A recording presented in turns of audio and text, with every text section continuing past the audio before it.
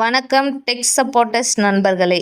RBI என்று அழைக்கப்படும் இந்திய ரிசர்வ் வங்கியானது பேங்க் அக்கவுண்டில் இருந்து பணத்தை அனுப்புவதில் புதிய விதிகளை கொண்டுவர இருக்கிறது. ஒட்டுமொத்த பேங்குகளும் இந்த விதிகளுக்கு உட்பட்டு பரிவர்த்தனைகளை அனுமதிக்க இருக்கின்றன. வரும் ஏப்ரல் 1ஆம் தேதி முதல் அமலுக்கு வரும் இந்த விதிகள் எந்தெந்த பரிவர்த்தனைகளுக்கு பொருந்தும், இதனால் எப்படி பணம் அனுப்ப அனுமதி கொடுக்கப்படும், UPI கஸ்டமர்களுக்கும் இந்த விதிகள் இருக்குமா உள்ளிட்ட விவரங்கள் இதோ.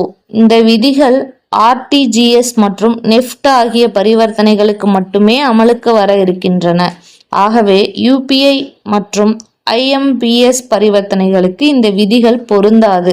இருப்பினும் NEFT மற்றும் RTGS முக்கியமான பரிவர்த்தனைகளாக இருப்பதால் இந்த விதிகளை பேங்க் கஸ்டமர்கள் கட்டாயம் தெரிந்து கொள்ள வேண்டும். இந்த விதிகளின்படி NEFT மூலம் ரூபாய் 1000 முதல் அனுப்பினாலும் புது வெரிஃபிகேஷன் இருக்கும். அதேபோல RTGS மூலம் ரூபாய் 2 லட்சம் முதல் அனுப்பினாலும் புது வெரிஃபிகேஷன் இருக்கும். இந்த வெரிஃபிகேஷன் ஒன்றும் புதியது அல்ல. ஏற்கனவே UPI மற்றும் IMPS பரிவர்த்தனைகள் பயன்படுத்தப்பட்டு வருகிறது. இப்போது NEFT மற்றும் RTGSகளுக்கும் கொண்டு வரப்பட இருக்கிறது. நெட் பேங்கிங், மொபைல் பேங்கிங் மற்றும் பேங்க் ஆப் மூலமாம் இந்த RTGS மற்றும் NEFT பரிவர்த்தனைகள் செய்யப்படுகின்றன. இப்படியான பரிவர்த்தனைகளை செய்யும் போது நீங்கள் பணம் அனுப்ப வேண்டிய நபரின் அக்கவுண்ட் நம்பர் மற்றும் IFSC கோடு இருந்தால் போதும், பரிவர்த்தனை செய்து முடிக்கலாம்.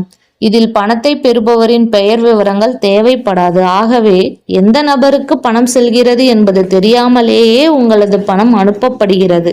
ஆனால் UPI மற்றும் IMPS பரிவர்த்தனைகளில் உங்களது பணத்தை பெறும் நபரின் பெயர் விவரங்கள் இடம்பெற்று இருக்கின்றன. ஆகவே யாருக்கு பணம் போகிறது என்பதை இதில் தெரிந்து கொள்ள முடிகிறது. இதை போலவே RTGS மற்றும் NEFT பரிவர்த்தனைகளிலும் பெறுபவரின் பெயரை இடம்பெற செய்யும்படி இந்த விதிகள் வகுக்கப்பட்டுள்ளன. ஆகவே ஏப்ரல் 1ஆம் தேதியில் இருந்து RTGS மற்றும் NEFT பரிவர்த்தனைகளில் பெறுபவரின் அக்கவுண்ட் பெயர் கட்டாயம் காண்பிக்கப்படும். இதை கஸ்டமர்கள் வெரிஃபிகேஷன் செய்து கொள்ளலாம். இந்த வெரிஃபிகேஷனை செய்த பிறகே பரிவர்த்தனைகளை முடிக்க முடியும். இந்திய ரிசர்வ் வங்கியானது இந்த விதிகளை ஒட்டுமொத்த பேங்குகளுக்கும் கொண்டு வர இருக்கிறது.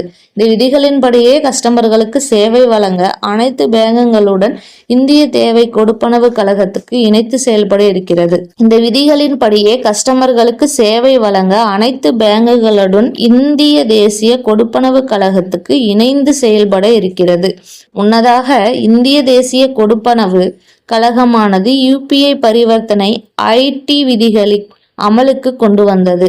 இந்த விதிகள் பிப்ரவரி 1ஆம் தேதி முதல் ஒட்டுமொத்த UPI கஸ்டமர்களுக்கும் அமலுக்கு வந்துவிட்டன. இந்த விதிகளின்படி UPI பரிவர்த்தனை ITகளில் சிறப்பு எழுத்துக்கள் முற்றிலும் தவிர்க்கப்பட இருக்கின்றன. எண்கள் மற்றும் எழுத்துக்கள் அடங்கிய ஆல்பா நியூமெரிக் மட்டுமே பயன்படுத்த இருக்கின்றன. இதனால் UPI கஸ்டமர்கள் கவலைப்பட தேவையில்லை. ஏனென்றால் UPI பரிவர்த்தனை ITகளை ஜெனரேட் செய்யும் UPI ஆஃப் நிறுவனங்களானது அதில் நம்பர்கள் மட்டுமே இடம்பெறுவதை உறுதி செய்கின்றன. இதனால் கஸ்டமர்கள் சிக்கல் இல்லாமல் பணத்தை அனுப்பலாம்.